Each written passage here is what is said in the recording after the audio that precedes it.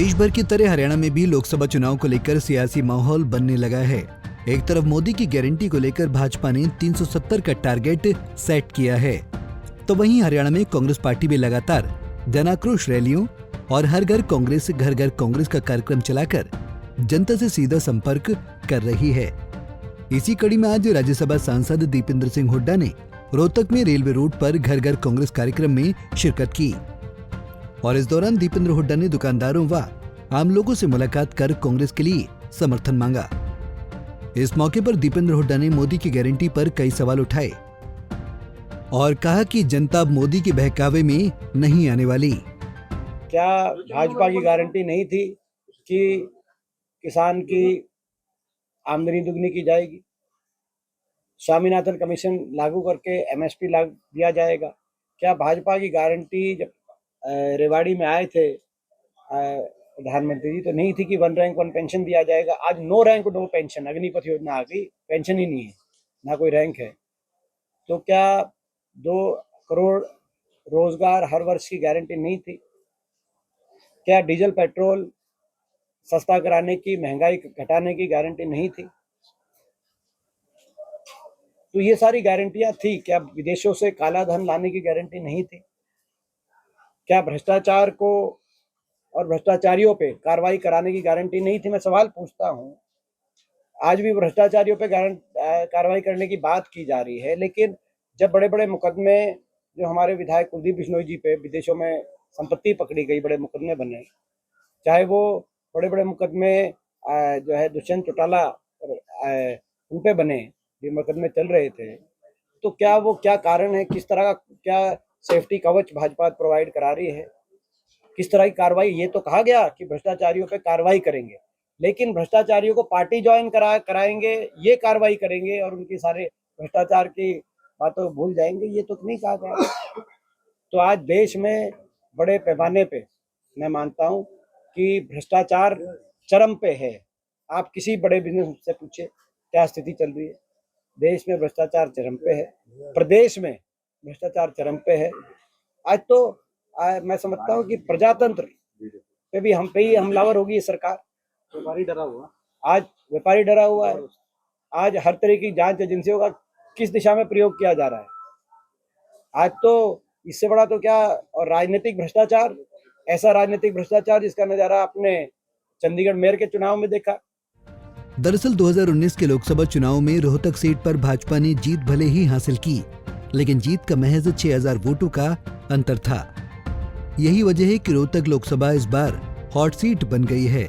रोहतक से मौजूदा बीजेपी सांसद अरविंद शर्मा एक बार फिर से चुनाव में कूदने की हुंकार भर रहे हैं, तो वहीं दीपेंद्र हुड्डा ने भी साफ कर दिया है कि वो भी रोहतक से ही मैदान में उतरेंगे, जिसको लेकर दीपेंद्र हुड्डा का कहना है कि चुनाव में आने से पहले अरविंद शर्मा बताएं उन्होंने 5 सालों में रोहतक लोकसभा क्षेत्र में क्या काम करवाए हैं। मैं तो यही सवाल पूछना चाहता हूँ कि यहाँ के जो मौजूदा सांसद हैं, मैं किसी में व्यक्तिगत नहीं कहना चाहता, लेकिन वो ये बताएं कि 5 साल में उन्होंने क्या किया। वो अपना, मेरे बारे में कुछ कहने से पहले वो अपना जितना उनका कार्यकाल रहा उसका सारा रिपोर्ट कार्ड जनता के सामने रखे। मैंने तो आपके सामने सारे तथ्य रखे थे, आज भी वो जो है आपका वो हमारा पैम्फलेट है उसमें सारे तथ्य लेके हम साथ चल रहे हैं।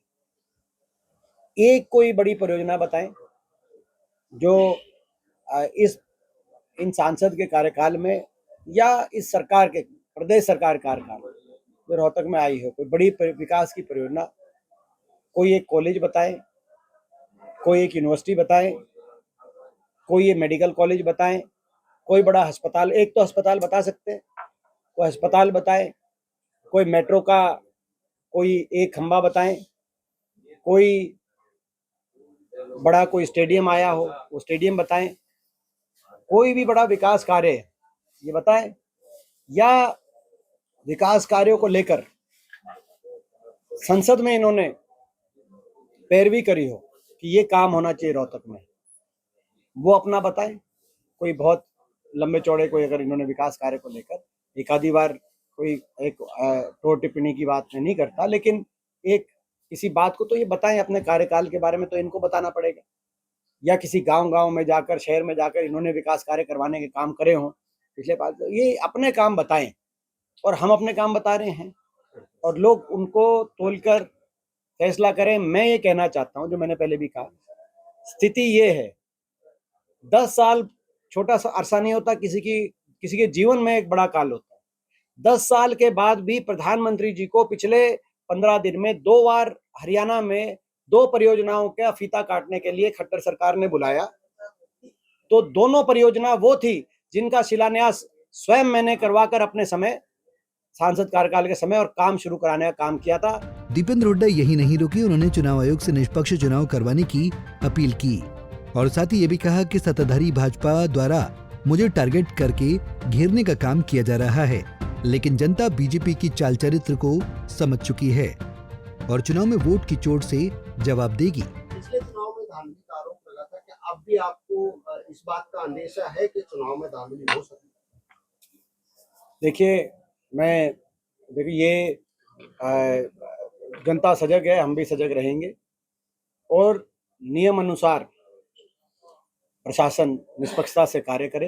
देखिए वो भाजपा के रेडार पे और इनके निशाने पे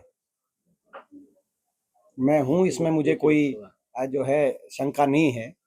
उनके राष्ट्रीय नेतृत्व भी और प्रदेश नेतृत्व भी, यहाँ का तो चलो जो स्थानीय नेतृत्व है उनका तो हमारा चुनाव है आगे सामने, मगर राष्ट्रीय और प्रदेश नेतृत्व के भी निशाने पे रोहतक लोकसभा सीट उनके लिए है, क्योंकि ये जो चुनाव है, ये रोहतक का चुनाव, ये हरियाणा प्रदेश की राजनीति को दिशा देने का चुनाव, यहाँ का फैसला हरियाणा प्रदेश की राजनीति को तय करने वाला फैसला होगा और इसीलिए सभी के निशाने पे हम रहेंगे। लेकिन मैंने समझता हूँ ये प्रजातंत्र का हिस्सा है। बता दें कि 2019 के लोकसभा चुनाव में धांधली के भी आरोप लगे, जिसमें दीपेंद्र हुड्डा और उनके समर्थकों ने आरोप लगाया कि रोहतक लोकसभा की मतगणना में धांधली करके भाजपा उम्मीदवार अरविंद शर्मा को विजयी बनाया गया था। हालांकि दीपेंद्र हुड्डा ने इस बार भी धांधली की आशंका जताई है और चुनाव आयोग समेत प्रशासन से निष्पक्ष चुनाव कराने की मांग की है। ऐसे में आगामी लोकसभा चुनाव बेहद दिलचस्प होता हुआ दिखाई दे रहा है। रोहतक से दीपक भारद्वाज, पंजाब केसरी टीवी। हमसे जुड़े रहने के लिए हमारे YouTube चैनल को सब्सक्राइब करें और नई वीडियो की नोटिफिकेशन के लिए बेल आइकॉन को दबाएं। अगर आप ये वीडियो Facebook पर देख रहे हैं तो लाइक जरूर करें और ज्यादा से ज्यादा शेयर करें। धन्यवाद।